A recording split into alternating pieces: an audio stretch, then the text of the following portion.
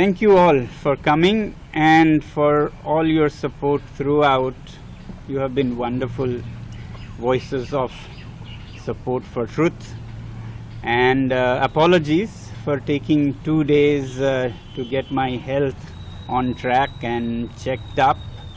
But I feel wonderful today after these 2 days of regaining my voice and unfurling my little wings and reorienting myself. So thanks to our amazing team of lawyers, as Sir described, who have been supporting us pro bono as their social responsibility, we were sure of a victory or a win in the court. But you know, I'm a little greedy person. A win was not enough for me. I was always looking for a win-win. A win would be just Sonam Wangchuk wins. And what good is Sonam Wangchuk winning if Ladakh and the Himalayas and the causes he represents do not win? So therefore, we were looking for a win-win for the causes also, and even more, a win-win-win. Now, with the recent extending of hands by the government to build trust, as they have said, and to facilitate meaningful, constructive dialogue. This is a great thing, because this way Ladakh will also win and our cause will also win. So it will be truly a win-win. It will be a win-win-win also, because the government will come out looking better and our image in the world will be a little better, and it will be even better win-win-win if the Honorable Court also records a judgment in this case, apart from revocation of the order itself, so that it guides future executives and future policymakers about how to use, and especially how not to use, such laws as National Security Act. So I'm in that way happy that it can be a win-win-win. I hope it can be. As I said, they have offered for constructive, meaningful dialogue. Actually, this is all what we were struggling for, to start dialogue. And we had to struggle so much. Walk from Leh to Delhi, go on unshans, go to jail, to exactly get that. If you see all movements in Ladakh, they are appealing for starting the talks and dialogue process. Even yesterday's rallies that I watched from here, the demand was to resume talks. Where do you find such a place and such a people? Normally you find people leaving the dialogue table and picking up guns, and government appeals to them, drop your guns and come to the discussion table. That's what you would have seen most of the times. Here's a people who is appealing to the government, please come on the discussion table and start a constructive dialogue. Now that government also says, let's start a meaningful constructive dialogue and build trust, I think we are starting to sink. And I really hope that not just dialogue, not just talks, but meaningful, effective talks which lead us to something good.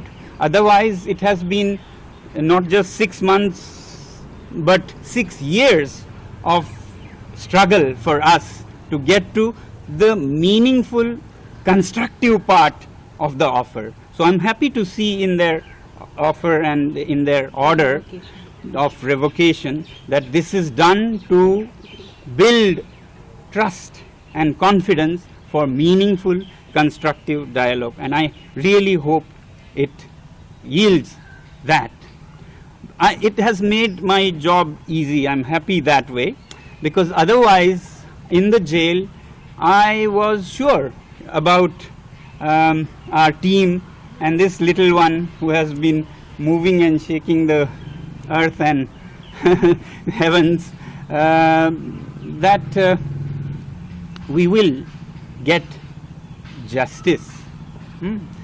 So now that we have this constructive dialogue, it makes my job easy. Otherwise, I was waiting to come out either as we win in the court or after 12 months. I was very well prepared to spend 12 months and come out and share the horror stories of all the wrongs that happened on me and on her.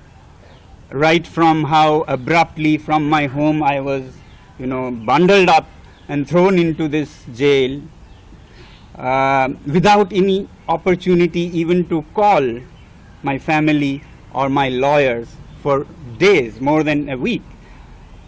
Or of her, who could not even meet journalists to voice her anguish with heavy security positioning around the campus, and how she slipped out into Delhi to knock the doors of the court, and how for 2 or 3 weeks there was kind of cat and mouse chase on the streets of Delhi with her cars followed by people in cars and motorcycles. It was all a filmy scene, not very filmy at the time. Or how in the jail I had such difficulties in defending myself by sending facts about the case.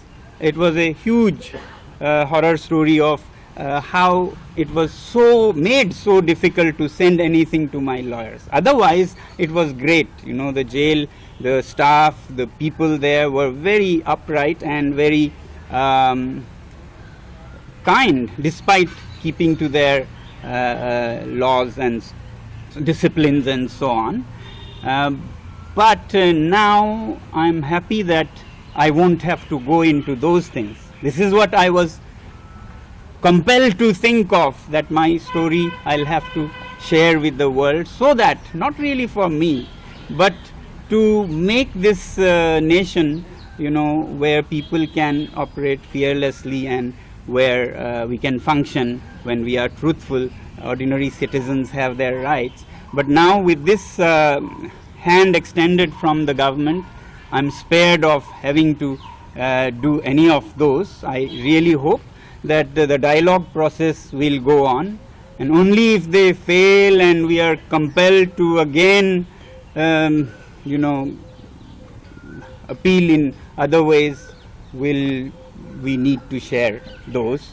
But as I said, it's nothing less than a thriller, non-fiction thriller, or nothing less than a movie perhaps could do justice to the details of what all we went through during these 6 months. But I really want to hope, and I'm sure that we can happily forget those and look forward to a beautiful beginning, a new beginning, where trust is built and dialogue happens, and through dialogue we get at mutually satisfactory results.